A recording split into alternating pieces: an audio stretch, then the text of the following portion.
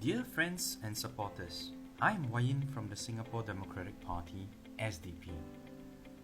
I would like to share with you in this video today the difference between government versus parliament. The leader of the winning party in a national election is appointed as Prime Minister, who in turns appoint other party members to helm various ministries. The PM, together with his cabinet ministers, forms the government. All other elected party members take up position as backbenchers. Backbenchers are not involved in the governing function of the government. Parliament, on the other hand, comprise elected members of Parliament whose main responsibility is to represent the voters and make sure the voters' interests are taken into account by the government when drafting or changing laws. The power vested in the MPs give them the authority to support or reject the government when new rules and laws are proposed. In essence, this means that the government cannot make new laws or raise new taxes without parliamentary approval. However, in the Singaporean context, there are very little effective oversight on any proposed changes of rules and laws made by the government, as there is a huge gap in the accounting function of Parliament since it is dominated by one single party. For example, any new laws drafted by the government can be considered to be automatically passed without any challenge, because the ruling party takes up 93% of the voting right, and ruling party members are bound by the party whip system to toe the party line. This is the main reason why, to prevent a certain doctor from participating in the presidential election, changes were made to the Presidential Election Act to reserve it for a minority race. And changes were also made to the eligibility criteria to prevent other candidates from qualifying. These changes were passed even though it flies totally against the meritocracy ideas which we supposedly hold dear.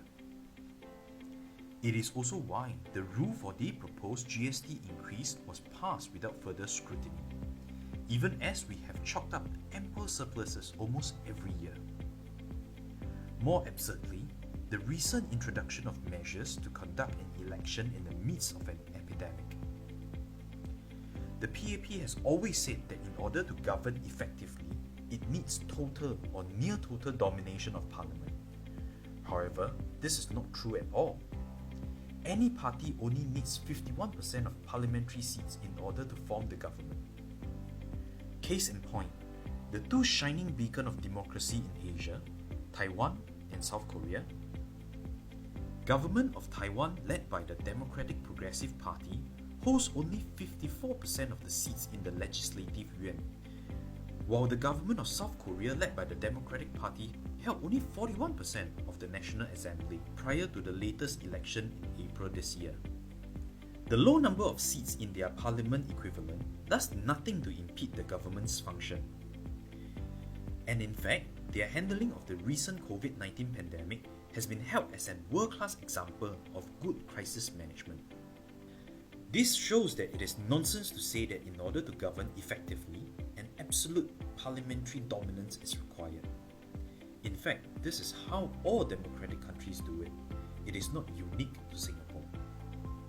In conclusion, to have an effective parliament, we need to have different parties to scrutinize the actions of the government, to ensure that bad laws that goes against our meritocratic ideas are not passed, and no one wields absolute power to belittle the people's wishes.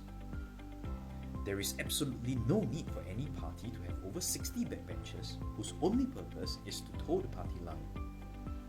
So my friends, if you think that plurality and an abundance of ideas in Parliament is beneficial for our country, please do give us the opportunity to represent your views in the next term of Parliament. Thank you for taking the time to watch my video. I am Wayin from the Singapore Democratic Party. Until next time, stay safe and stay healthy. Cheers.